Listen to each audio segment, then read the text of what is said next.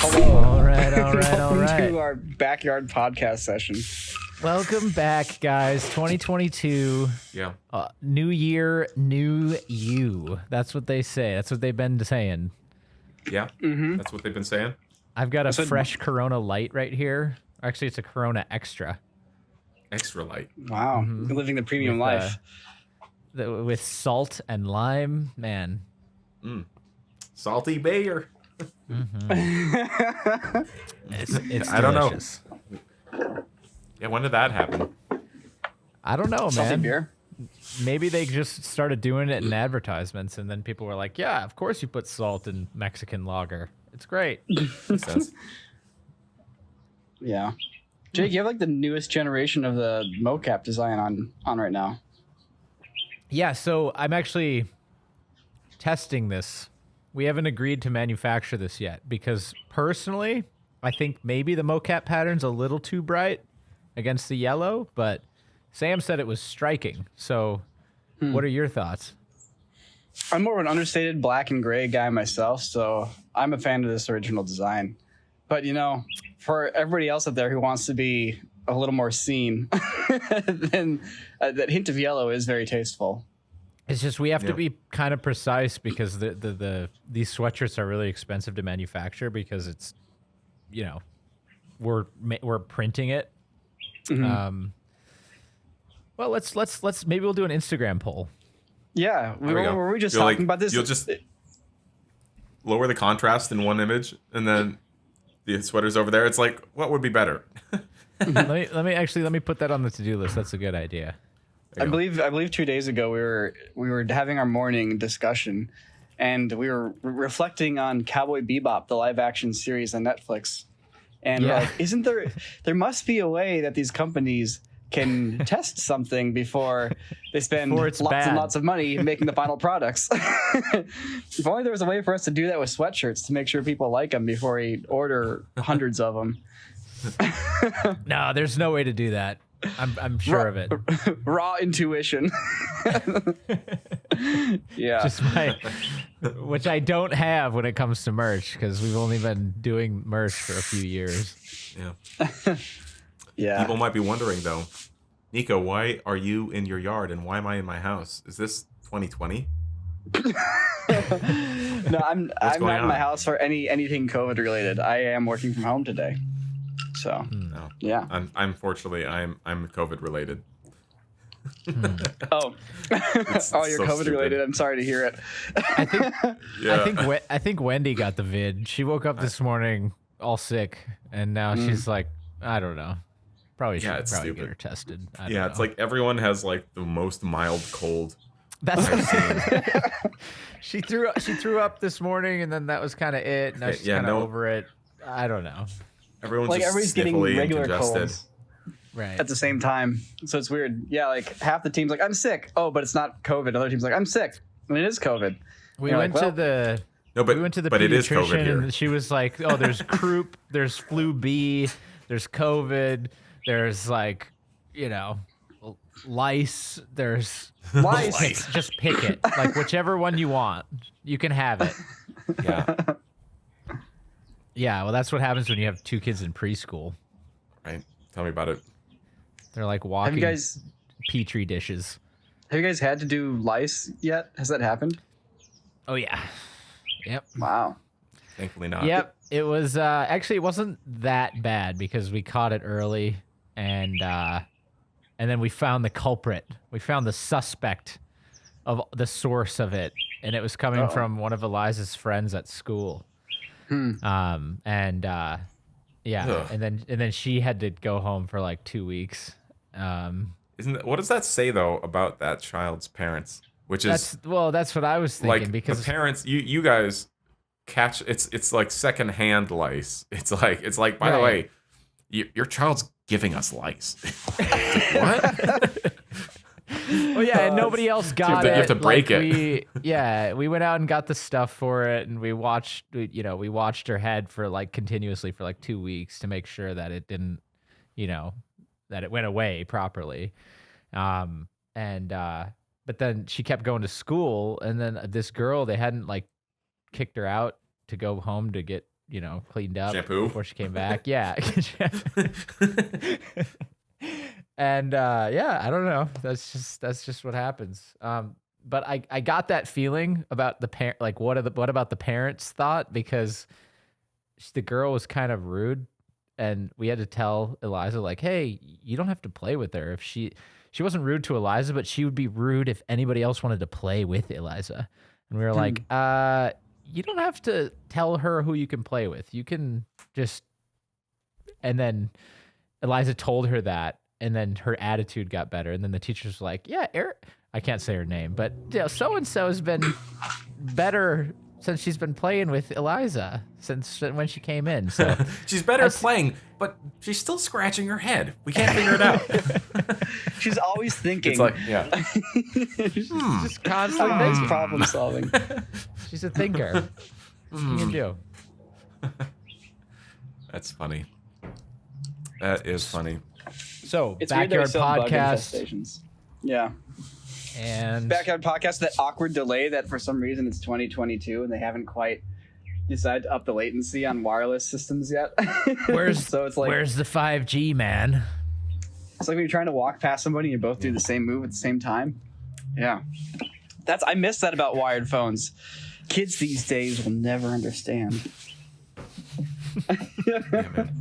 But seriously, wired, like, landlines where like the audio quality was actually pretty solid and it was zero so delay. good.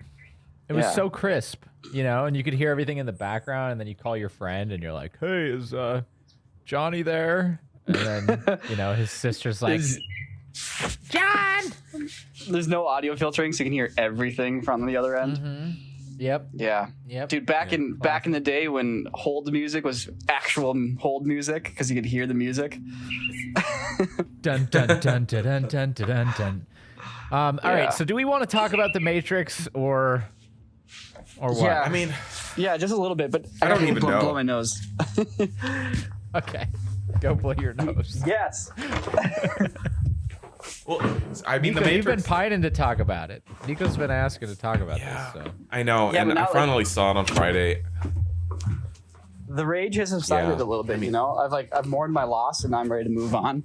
So Yeah, Yeah. but for those of us who haven't, like what about us? Let's just get right into the spoilers. Let's just jump right into the spoilers. I'm down. I'm down to Okay. go right into the spoilers. Let's I mean- hear it. Spoiler alert, Matrix 4. spoiler alert, stop watching if you care about the Matrix 4 spoilers and you haven't seen it yet. All right, this is what I'm here for. Let's go. Okay, well, look, let's start with the good stuff. Because honestly, there is some good stuff. And the good stuff is it's super, super, super meta. The entire time you're like, the whole plot is that Thomas Anderson is a game designer that has made this game called The Matrix. And it's a super, super popular trilogy. And the company, which is Warner Brothers, which owns his game company, wants him to make a fourth sequel to it. Which I really like is that great. premise. It's a great premise. It's great. Wait it's a minute. awesome. So the entire Matrix isn't actually an enslavement vehicle for the whole of humanity? No, but the thing is, it totally is. It still is. It's Okay. just that, like, basically he's rebooted himself, or like, well, technically not rebooted. He died, and then the machines literally rebuilt him. I don't know why, but the Why point would is they do that they die. He dies at the end of the trilogy, I think. Yeah, And it then, does. and then the machines like take his DNA and then rebuild his body for some reason. I missed why. But the point is Okay. that he gets reinserted into the Matrix, and As a video game designer. that's his like persona, his life. Like that's what he's led to believe. Got it. And so that's like, and then the Trinity character from the, is the same situation. She gets rebuilt, blah blah blah. But that meta storyline is like, I'm like, each time those meta scenes were happening, there's like tons of them with like reintroducing Morpheus as this like AI character, and I mean, like, yeah, those scenes they're great. They're super entertaining. You don't see it a lot. It's like what Deadpool is like the only other movie that just like commits to breaking the fourth wall all the time. Mm-hmm. It's and so it's I don't know, it lowers your barriers really quickly when the movie just is like, what's up, it's the Matrix, hey, what up, and you're like, yeah, okay, cool. It was, we this is a dialogue now. Okay. So I don't know. What do you think, Niko? So everyone still is beholden to the conditions of the Matrix as established. Yeah, the Matrix. Yeah, there's still the computers are just trying to trick Neo into thinking that all those memories he have were just those are just scenes in the video game you made. You're just a game designer, so it's their way of like reestablishing him in this world. And I really like that part too. Like, the first 40 minutes of the movie, I feel like it was good storytelling, and it was the characters that I love, and it's like fun twists on it, and there's little hints of things happening, and the mystery is there, and like, oh, how's he going to break out? What's going to happen? Yeah. That was really nice. Did they explain, do you have clarity on why they reanimated him or broke down his DNA after he died? Because in his death, didn't he destroy the machine world? Isn't that there's some like BS reason. Because there's that scene in the third one where he he goes all Christ-like, and then like light shoots out of his body, and then like exactly no, that's all still happened. Like, once again, nothing in the plot. I mean, the only reason they rebuilt him is for this movie to exist. Like, there was not. I mean, we should rebuild him so that Warner Brothers can make a. Well, actually, so Jake, that cynicism gets brought on full force into the movie to the point where it kind of starts like being like, "Oh, what's your guys' problem? Chill." All right, so good. They reanimate him, right? So the captain of the ship that goes to get Neo and pull him back to real life, her name is Bugs, as in Bugs Bunny, which is an actual line from the movie, because she is a representation of Warner Brothers going to dig up Neo's corpse so they can reanimate it to parade him around for a fourth Matrix. Okay. There's basically there's layers upon layers of that kind of cynicism throughout the entire film, right? Which like a little bit of is fine, but like at a certain point you're like, guys, like quit attacking me for liking the Matrix. Right. Like, I'm here. I showed up to watch your movie. Chill.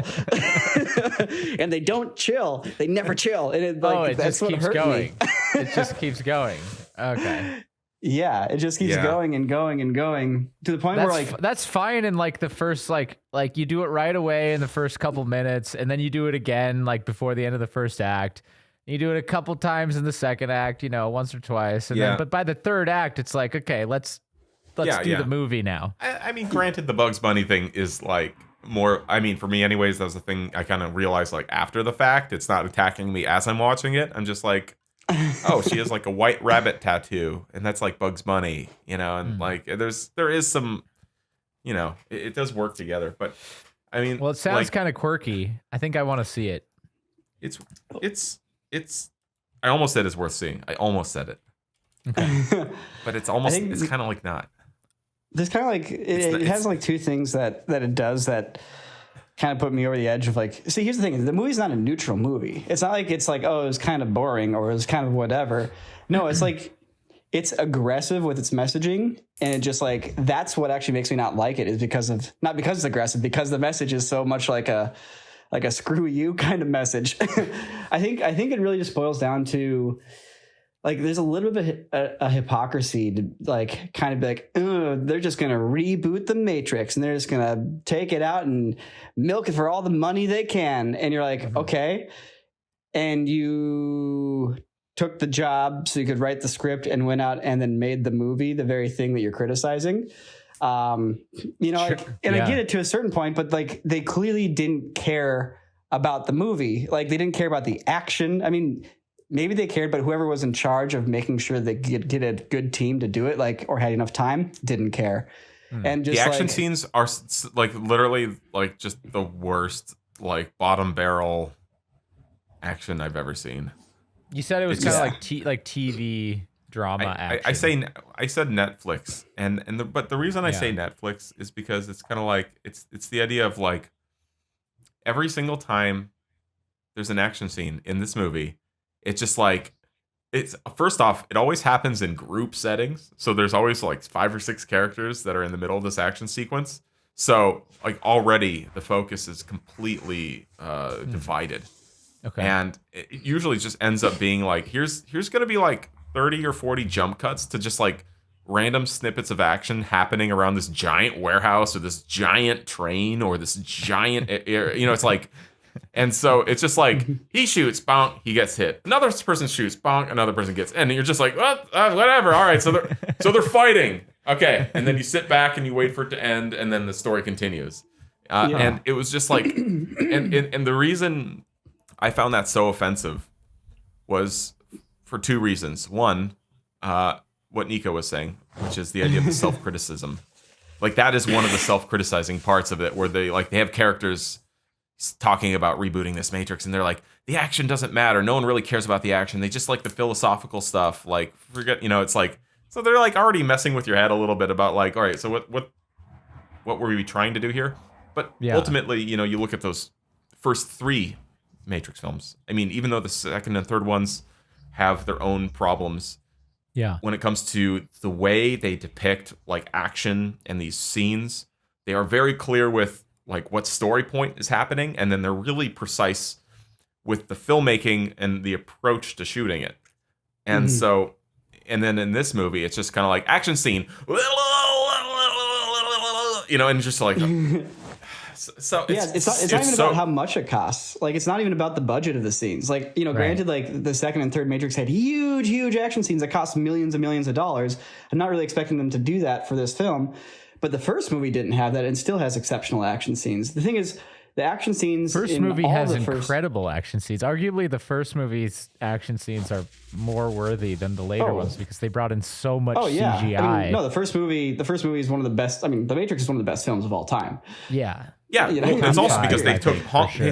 They had like Hong Kong like stunt choreographers and fight choreographers and like robust training for all the lead actors, and it melded 2 things that had never been, in my opinion, properly melded before, which is the like Michael Bay level like spectacle action sequence with like guns and explosions and things like that, like the precision Michael Bay brings to it with the precision that a Jackie Chan style fight sequence has with it. Like you'd never gotten that perfect blend. John Woo almost nailed that with like Hard Target and some of his like American films, but Mission like Impossible never 2. before had like it took the 2 top like Mission Impossible 2 almost, but even still like not quite there. Like it was basically, it's realistically there's only so many like action genres here, but it took like the two best ones and managed to combine them in a impactful way. So I don't know, it's just and like even then, even then every single shot was a focused shot and every single beat was a focused beat to tell the story, partially because the first Matrix was also storyboarded out literally shot for shot for the entire film. So it was already, every shot was a story before they even shot the movie. And it's so clear that there's shots here that were just like, this might be cool, let's get it. And then like the editor's like, I'm just going to cut to some of these shots. And you're like, where's the filmmaking? Like there is filmmaking in The Matrix. There's parts that are great filmmaking. And there's so many parts that just don't have it. And once again, it's just like, where's the passion? Like, is the cynicism? And I wasn't there. I don't know. But like, is the cynicism so permeating everything in The Matrix that the teams just straight up didn't care? And they made this just like, bleh, and they just give it out. Like, why even do it at that point? Yeah. Why even do it? Why even do it? Just for money? That's the question. Well, I mean that's the plot. That's the plot. That's the plot. Okay. Yeah. Right. Yeah. Well, they got to revive. Yeah. Right.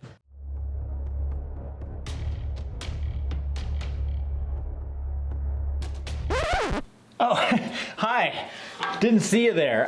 Hey, I was just looking for the best place to make an explosive impact on your ability to get the best stock assets on the internet, courtesy of today's sponsor, Storyblocks. Don't you guys know? Come on, Storyblocks is your one-stop shop for all your asset needs. They've got high-quality 4K B-roll, audio, images, After Effects templates, motion graphics, and say you want to get into like a battle scene, right? And you need like some footage of a desolate European field, so you can be like, and you can shoot out a rocket at your bad guys in your film. Well, guess what? You can do that with Storyblocks right now. We use it all the time here at Corridor Digital. I'm always telling you this. There's a reason for that. It's the best place and the easiest place where we can get stock assets. I'm not gonna take this thing, fly it out to France into a field, and then, you know, attempt to shoot it off so that I can have just one shot of a World War II piece in my World War III feature film. No, I'm not gonna do that. I'm gonna use Storyblocks, and I'm gonna use their unlimited all access plan, which is gonna allow me to download as much as I want, whenever I want, and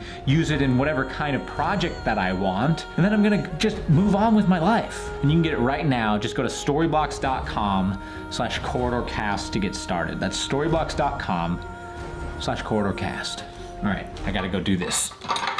Okay, ready? Wish me luck. It's like there's a similar Yeah, thing but I with, mean- like at the very ending with Trinity, like when she kind of wakes up and, you know, realizes that she's in the Matrix, it suddenly takes this turn where it suddenly becomes like kind of about empowering her. And, you know, like there's this whole quote like, "Can't you control your woman?" And he's like, I'm not in control of her, or something like that. You know, it's like, it's something that takes this weird kind of like, I guess chauvinistic, it's you know. It's like just gender on wars the kind of thing. nose. Yeah, It's well, it's just like, way too on the nose. and then she Just like she the part where becomes- like well, so then she becomes the one, and like once again, having Trinity as the one would have been a great film. I would have been down for like the curveball. Oh, you think Neo's gonna wake up and he takes the blue pill, and you're like, what? And so they have to go after Trinity and wake her up and say, like, that would have been awesome. And the movie's going out there to say, like, you know, Trinity can, like, women can be these characters, Trinity can be this character. Then it's like, then why didn't you make her that character? Like, if you're going to criticize and you're going to do this, like, you are the one in the power to do something about it. It's not somebody else's job to now make a new movie where Trinity is the main character. You literally should have made the movie when you made the movie. You know, it's just like, yeah. You know, it's like it's a company that throws. You have every right to yell. Like, you have every right to yell at that kind of crap. Sam, thank you. Because that is like the whole. That's like the whole, like, you know, I hate to use the woke word, but, you know, like that truly is the whole concept here of people saying they need more like movies with this type of representation. They need, like, and it's literally a movie saying they need this type of representation while making it. Right. You know, and you're like, rather than like, you could have just changed the whole script that you were using for this whole thing to, like, do that to be the thing. Yeah, just say that. Just say it at the end. Just say that the movie, you know, like, that's fine. Yeah. Anyways. Yeah. Right. So there's lots of silly crap in this movie, and it's really dumb. And like, well, maybe I'll wait till maybe I'll wait till it's a rental.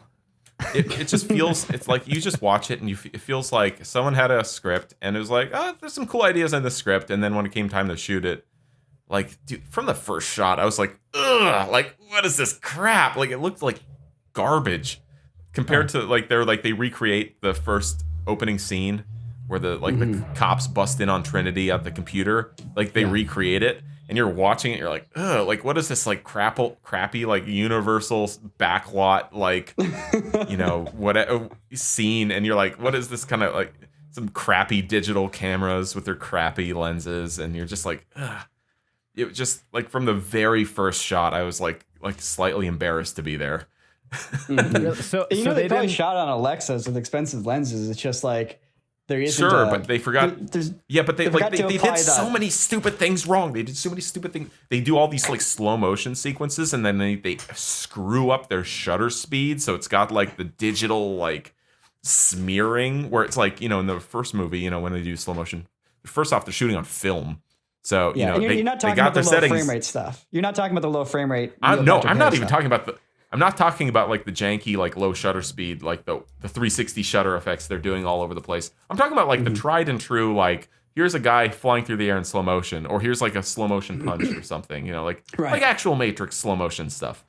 I don't know, like, whoever the cinematographer was, like, clearly forgot like how to use the settings on the camera or something, but it like it looks like the junkiest digital video slow motion, like, it looks so amateur, And it's just, I don't know. It's like, I really hope it wasn't a decision because, and once again, as a writer, you can avoid this problem by not writing action scenes. There's plenty of interesting Matrix-related content out there that has nothing to do with action. The whole thing, and they could have done that. Practically. They could have skipped the action. Yeah. So the only good action shots are the ones that are 100% CG in the film. Yeah. So I think the moment the movie broke my heart was they mentioned, like, I think there's an aside where they go like, I wonder if he can still dodge bullets. And it's like, oh, maybe he can still, what's going to happen? And then they're in this fight scene where the Merovingian shows up and, like, I guess his fighter, like, I don't remember. I hated the Merovingian. I thought the moment the Merovingian showed up in the original Matrix sequel, I was like, oh, this movie lost me. It's definitely not the movie I wanted to see. So having him show up again in the fourth movie is just more of like, that's not when my heart broke. Yeah. I was like, whatever, I'll deal with it. I tolerated him in the other movies. I'll tolerate him here. And so then somebody fires a gun at Neo. And you know what the shot is? It's just a basic over-the-shoulder shot of some guy holding the camera on, you know, like, because they're filming a fight scene. Yeah. You know, second thought. And Neo, like, Keanu Reeves just goes, huh, and, like, looks over his shoulder. And then they do the effect with the bullet and the refractive discs. And you're like, that's it? That's your dodging bullet shot? The bullet time like, shot is history. It's cinema history. And this is your... Like, you throw it in the garbage. You can't even like plan out like one special angle for this. Like in the first movie, OTS, you planned out like 150. You planned out 150 special angles that were locked off. All right, with that photo array, and then they're just like, we're just gonna have it happen in the middle of this dialogue scene. And then they just it's just like shot is like, I'm gonna shoot you. It's like, no, you're not. It's like that was it. And you're just like, you're like, God. So that's when it broke my heart. Why? I was off the boat from that point so forwards. Bad. Right. Okay. I know, and then they recreate the subway fight underground too. It's so bad. Oh man. You know, remember when they go down under the ground and they're like, oh, it's supposed to be like the first one where he's fighting in the subway tunnel and they're smashing columns with their hands. And it's just like the worst jump cuts and like the most poorly choreographed crap. And like, now I gotta see it. Yeah. I know, but it's like, it feels like a fan film. Myself like that the eye, like the bots, their eyes change into Matrix code. Like I was trying to convince myself that it was kind of cool. And it's not cool. Matrix code in your eyeball, a Matrix code? Who's like, it'll be cool if when they turn into bots, Matrix code goes down their eyes. It's like, how does that fit all into this world? I know. Like, you know, in the first Matrix, each time there's like a person there and an agent wants to get there. So he just goes, and he turns into the person and then they run off. In this one, they're like, we're just gonna make it so that like anyone can turn into a Matrix person, and we'll just have it so that their eyes turn black and they get little Matrix codes in their eyes, and so it's just like within the Matrix, this is happening within the Matrix. Yeah, like the agents don't need to take the spots of the NPCs anymore. It's just the NPCs turn evil and get Matrix eyeballs. It's so sad. It's like those kind of creative decisions just feel like they put about 2 minutes. They put literally the amount of time it took Sam to say that is, I feel like, the amount of creative effort they put into it. Like, but then there's other stuff in the movie that's good. That's why it breaks my heart so much. You know. Right. Here's another thing that breaks my heart. Okay, so why doesn't Lawrence Fishburne come back for this? So I don't know. Maybe he's too old. Maybe he's too fat. I don't know. You know, there could be plenty of reasons, but the point is they recast him, and they recast him. Instead of Morpheus now, it's a agent, like an evil agent with sunglasses that kind of looks like Morpheus already. And he gets interested in like what it is like to be in real life. He's like, I wonder what's outside the Matrix. And so he goes outside once he says, I'm interested in what is outside the Matrix. The next time you see him, he's wearing Morpheus's clothes and he says he's Morpheus. And you're like, whoa, like, you're Morpheus. Like, and no one questions it. Do they explain that? No, they don't explain it at all. Like, they're just like, yeah, this random AI wanted to be Morpheus. Anyways, and you're like, wait. And so then the entire movie, he acts like Morpheus. Okay, sure. And he's like, what's up? I'm Morpheus. Is this kind of crazy? It's a callback. You remember the scene with Morpheus that I used to be in? I'm Morpheus. And you're just like, this is interesting. Like, I'm interested. Like, but they never explain. Like, there's never like a moment where the AI is like, or the character's like, look, we all know I'm not Morpheus, but here's my thoughts on who Morpheus was, as like maybe an idea as why I'm like impersonating him. And you're like, even just like the tiniest, like tiny character development scenes are missing from this character, where they're just like, he's Morpheus now. Anyways, and you're like, it's like there's three characters in the Matrix. There's Neo, there's Trinity, and there's Morpheus, and you're just like, you literally just recast him and like put zero work into like explaining why, and it's so infuriating. I mean, like, once again, like all the scenes with the Morpheus character are like kind of interesting scenes, and they're kind of cool, but there's still that like plot hole element eating away at you each time you watch these scenes of like, guys, like you missed like one or two important scenes. I'm feeling it. Like, why is this just why did he get recast? Like, help, just give me that like justification so I can forget thinking about it. Right. Man, Oh my God. They even did that in the third one when they recast, or maybe it was the second one when they recast the Oracle. Yeah, but that's because the actress passed away, and like, you know, it was the same character, so it's like it's a little weird to like go too heavy into it. Aside from like they did a brief acknowledging, whereas this one's just like, I thought that was good. I thought the way that they did it in the second one was good, where they simply say, like, there's one line that she says, which is like, I'm not. I got always updated. I don't know what she said. Yeah, Yeah, it was something like that. But it was like, oh yeah, that makes sense. She's a program. Yeah, you but know? This one is just like, here's an evil agent that looks just like a young Lawrence Fishburne, and he just wants to be Morpheus. And you're like, is it because you look like what's he like? Not to was mention that literally they show just the agents like at home in his bathrooms? Like, wait, agents go to their apartments and like take shot? What? No, they're computer programs. They don't have lives outside of being agents. Yeah, and it's not like, yeah, it's like they can't take a red pill or anything, you know, like what, I don't know. Oh my God, it's so silly. It's so silly. It just makes no sense. Yeah, the agents have work hours. Yeah, and also, by the way, yeah, they have workout. No, but they live NPC lives apparently, which makes no sense either, because the agents in the first one are like literally just an enforcement protocol to make sure that the Matrix keeps running. It's not like they need to blend in with society. They're just like the cops that constantly go around fixing issues, and they don't need to sleep. They don't need a personal life. They don't need it, you know, like they're literally bots. Yeah. So then he's like, he's at his mirror, he's like, he's just shaved, and he's like, what is the Matrix? And you're like, what? Like, who is this? Like, what are these changes? Say that, does he? Basically, can't remember the exact dialogue. Okay.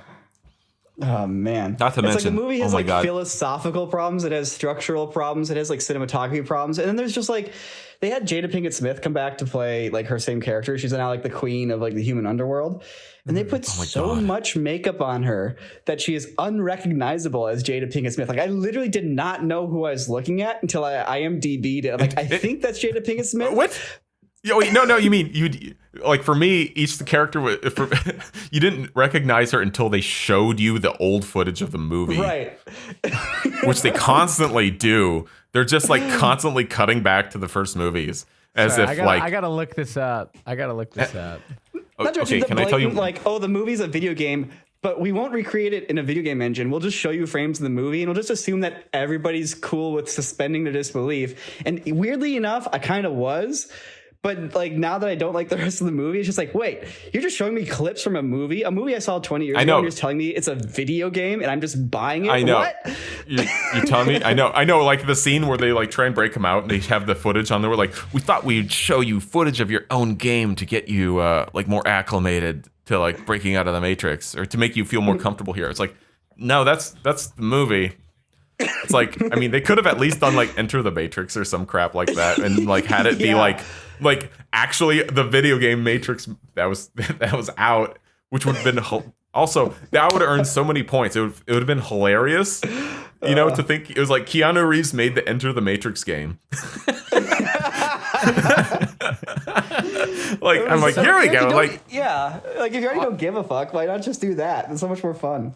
Are there characters are there regular civilians who are living in the Matrix unaware that it's the Matrix who are playing the Matrix video game? Yes, there's Probably. people who play. Yeah, they reference that a lot. That like people in the Matrix have played this game called the Matrix. Okay.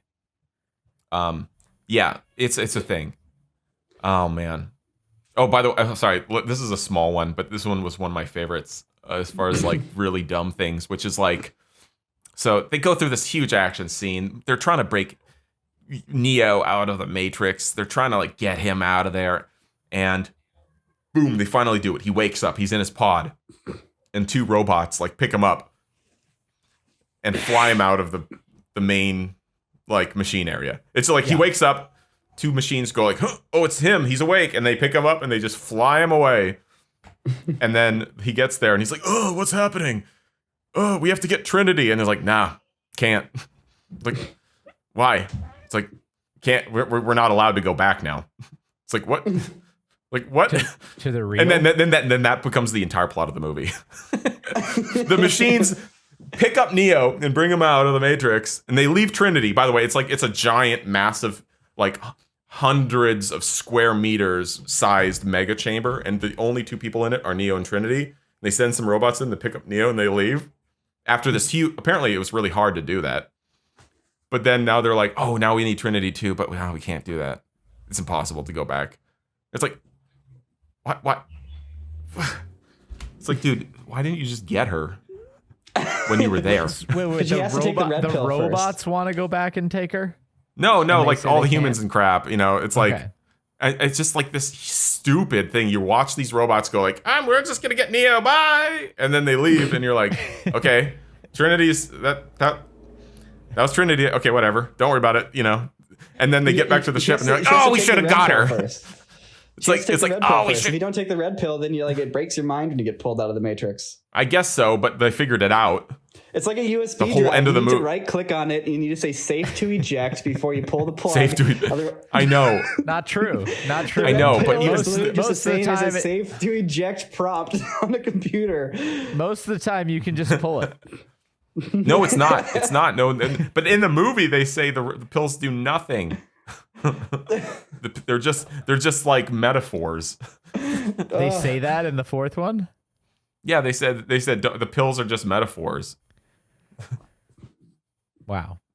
Anyways, and that really ticked me off because it was just like one of those dumb like, hey, there's Neo and Trinity. Okay, Trinity later, and then they leave and they're like, oh, whoops, darn it. Forgot. Now we one. need how we screw that up. We forgot to get the other important person. She's like, "Welcome back, Neo. You're going to jail." And you're like, what is this hacky? I know it's like the contrived- classic shit plot there. Like it's like the hero and savior of humanity that made humans and machines gain everlasting like truce, and then they're like, "You're in jail, Neo," because and the girl who saved him, you don't get to fly your spaceship anymore. You're punished, and it's like, just like what, like. Sorry. Like, I'm sorry. I saved God. I went to heaven. God was in trouble and I saved him. And then you're like, no, I didn't say you could save him. So you're in trouble. And you're like, just shut up. It's like, get out of here. I don't give a shit about the real world. I don't give a shit about real world politics. I don't care about your stupid underground frickin' like rave chamber. I don't give a crap about any of this stuff. There's a moment where they show for a brief moment the machine civil war. Apparently, after Neo dies, some machines were like, maybe we shouldn't be so evil. And other computers like, no, this is definitely how we should be. And they had a war. And there's like one shot of it, and you're like, whoa, that's cool. And that's it. Oh yeah, that was an awesome shot. And I remember Right. specifically seeing that shot of going like, wow, look at how like little animation was put into this shot. It's like a great frame. It's like practically like a painting. Mm-hmm. And you're looking at it and you're like, wow, that's really cool. And then it cuts and you're like, that's No it. more of that. That was it. You get one. Yeah. I was like, dang. I think we Instead, missed out. you think you'll really like the scene where they put Neo in jail. It's like, not really entertained by that. It doesn't really help me like Why the did they movie put more. him in jail? Because it's like they baby, worried he it's would like start 5-year-olds fights. writing it. Because he they're would like- start fights. yeah, if Neo's here, he's gonna try to break everybody out of the Matrix again, and we have a truce with machines now. And you're like, it's like, we finally have peace. We finally have peace, and Neo threatens world peace. And you're like, are you? He fucking made the world peace. Like literally, without Neo, without proving to the machines that humans had the willpower to break out of that artificial creation called the Matrix, the humans would never have had the leverage to create a truce in the first place. Like, I'm sorry. It's just No, that makes sense, man. wow. But We didn't these want are to the talk kind about of the Matrix, right? No, These are I'm scars that you are opening up. This is gonna be like a 5-minute so segment. This is the glad. entire podcast. I'm so glad we decided to talk about the Matrix. but this is like great. really important. This is really important stuff. It's really important. It's really important that people hear. And like let me put this out there too. It's like these aren't like afterthoughts of the movie where you get out of it and you go thinking about it and you're like, wait a second, that was weird. And you're like, these are the things you're saying in your head as you're watching the movie. Yeah. Like it's that clumsy with the storytelling. Yeah. So. And it's just like there's things like you see the real world and all the humans in their pods, and you're like, oh my goodness, it's been so long since I've seen a movie with this art direction. And like, it's been so long since I've seen movies build worlds like this that aren't like superhero worlds where like you get cool sci-fi, weird, like grotesque, Geiger-esque, like what happened to all my adventures in like human artistry that films used to have? I miss this stuff. It's so nice to see you again. And that's the thing again, is the movie pulls these moments out where you're just like, oh, right. I loved all this stuff. I haven't seen it in decades, like because that part of cinema died. Yeah. It's so nice to see it again. And it's like, exactly. and those moments are some of the best. As I was saying, like just like that, like those shots they're incredible. Like, yeah, they happen to also be all those shots happen to also be the 100% CG shots as well. like every time the ships are flying through the tunnels, you're seeing the pods, you're in these like air, like even in the action scenes, like the coolest stunts are done by digital performers. And like they are so like they come as such huge like breaths of fresh air as you're watching it, and I don't know. So it's populated with like the sprinkles are excellent on top of that cupcake, but the cupcake itself not so great. Cupcake, it's a little stale. The cupcake has like somebody put like razors in the cupcake specifically to spite you. It's not like it's a bad cupcake. No. Like the dough, like it tastes good. It just somebody put things in it to hurt you. That's what this movie is like. It's not a bad movie. It's a mean movie. The movie was mean to me.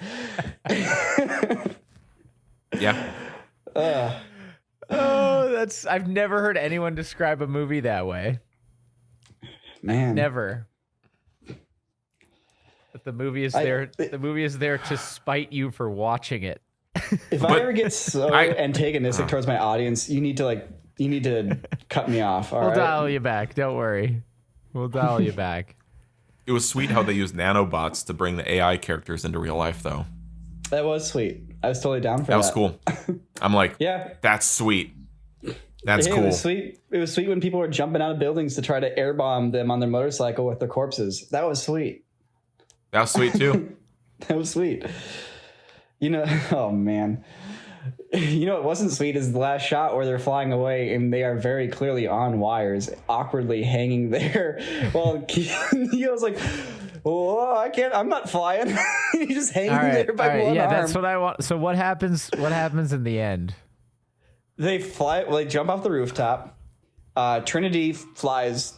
And she holds Neo's arm, but it is very clearly she's on wires and he's on wires.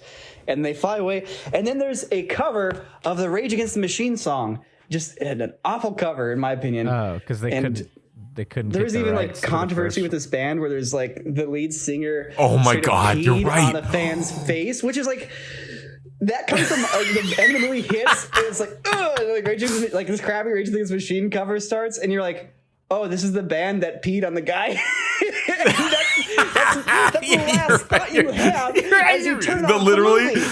Yeah, like literally, that is so funny. Like that is true. That is like Jake. There you go. What is the last shot of the movie? Obviously, it's the credits. It's the credit sequence. But no, you're right, You Niko. go to Twitter to see afterwards. Yeah, no, if you type in the band, no, I remember seeing that too. That was hilarious. Wow, you're right. So yeah, your last thought is, I'm imagining someone getting peed on. That is the like the lasting image you get. It's like But this is true. Thing, then. No, it's a brass. Perfect. No, it's a brass cover band that did a cover of the theme song, the ending credit song, which was originally Rage Against the Machine.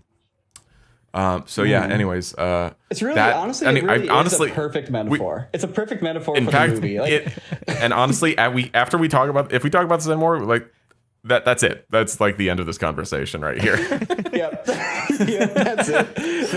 That's it. So effectively, it's the same as going to a concert and having the band pee on you to spite you for attending the concert.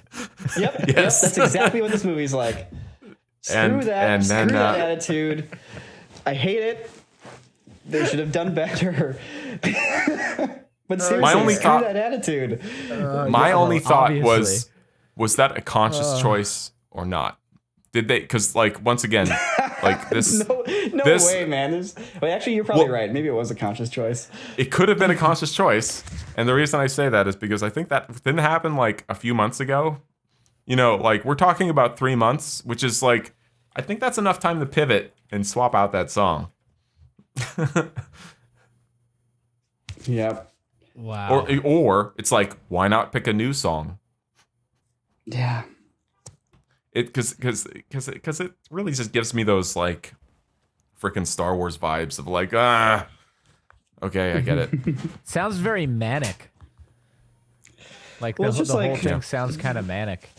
You know, everybody's these days filmmaking, they're just in it for the money. Like Star Wars, right? They had the first thought with the new Star Wars films was not, I have a cool idea for a movie. The first thought of the new Star Wars films was, how can we make more money off of Star Wars? Let's go and figure out a story to write. And everyone's like, yeah, that's the attitude in films. And to an extent, it's like, yeah, a little bit. And it kind of is, and it kind of sucks. But the reality is, that's always been the attitude in films. People didn't make the first Matrix like just because they had a cool idea. They also wanted to make money. It's like that's always been part of these. So just to like act like it's a new revelation now. Traditionally, it's like, you try to go for a movie that's good, like a story that's good, is ideally the leading principle for why it makes money. Yes, 100%. But still. If somebody's like, hey, you have 2 years to make a film, like based on Star Wars, we want to make some money. I'm still going to try to make the best dang movie I can make because that's awesome. Like, sweet, You got 2 years to make a movie? Go for it. Like you should be excited. You should be passionate. Right. So yeah.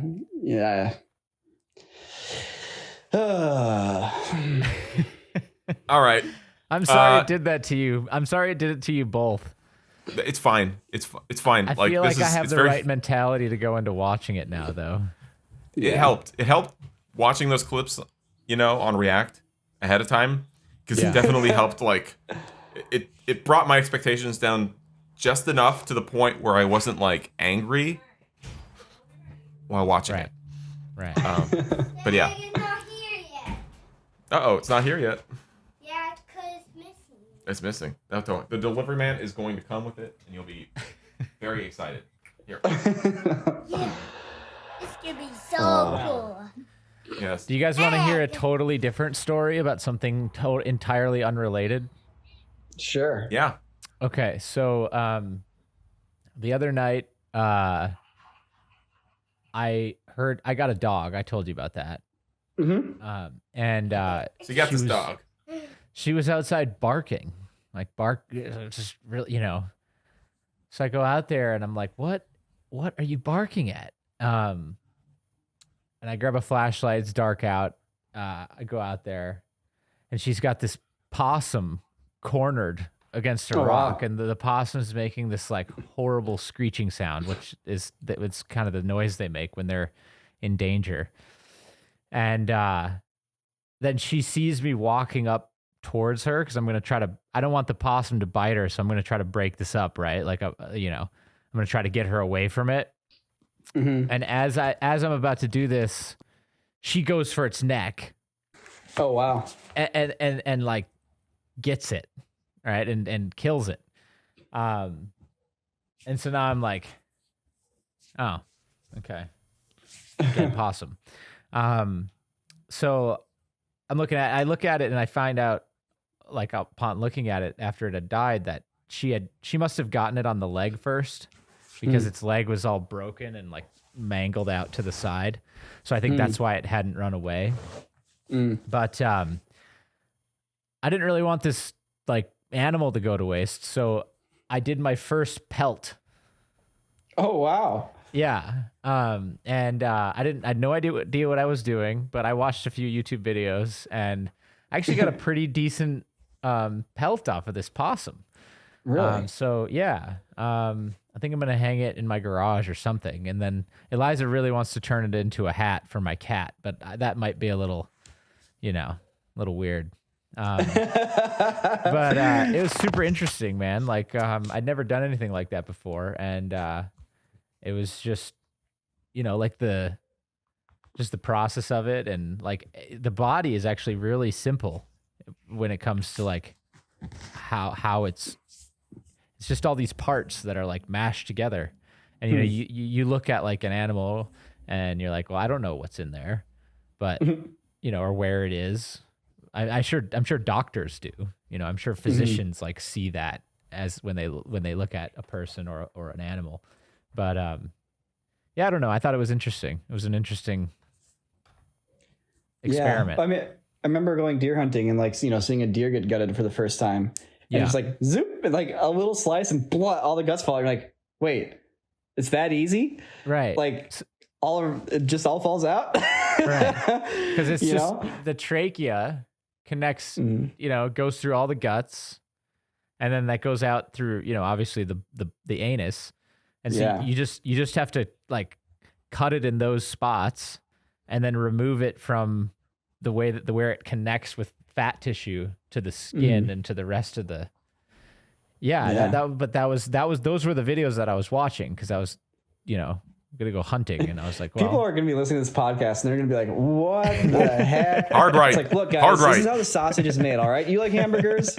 Well, you're gonna have to listen to us talk about gutting animals a little bit. All right. Yeah, it's the only thing. And the Matrix. We go 50 minutes of the Matrix, and then we go 5 minutes on that. This is the only way to cool down from talking about the Matrix. It was interesting. I feel like I'll be better at it next time. And I'm glad that the animal didn't go completely to waste. So yeah, it's good. And Sam, I think if you're talking, we can't hear you. You might be muted. So we'll just keep going until he comes back. He's making a okay hand sign. It's all good. Maybe he can hear us. Maybe not. Yeah. Man, I don't have anything else to talk about now. We're done talking about the Matrix, frankly. Yeah, well, I mean, it's tiring, man. Yeah, it is. Like, those are real emotions. You guys got the real Niko in this podcast. Yep. You know what? Maybe not all. Can you hear me now? Oh, I can hear you now. Yeah. Anyways, so I have a child trying to break in here. It's kind of crazy right now. That's what I'm saying. It's okay. And also, this mic was recording everything I was saying still.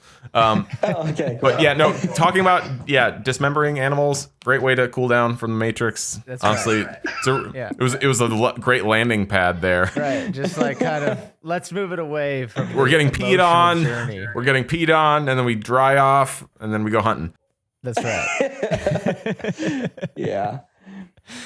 All right. Well, hey, thanks for breaking it down for me. I'm excited to. I'm going to see it eventually anyways, but I'll go in with the mentality that I'm about to be urinated on, and I think that'll help. Yeah, that'll help. So, Okay. Bring an umbrella. Okay. All right, and then change your clothes. And change your clothes. All right. Drink some beers. You'll have a good time. Okay. Group watch. Group watch. All right. Well, that was fun. It's good hanging out with you guys this afternoon. Yeah. Yeah. Yeah. And as always, thanks for listening to the Corridor Cast. And who knows, maybe next time we'll talk about sausages and felt hats. I don't know. Well, let's do a live sausage party where we make sausages. And Yeah, that's we'll just it. talk about it just as we do make 'em. that for a podcast. Perfect. All right. All right. All right. All right, guys. See you later. See you later. All right. Till next time.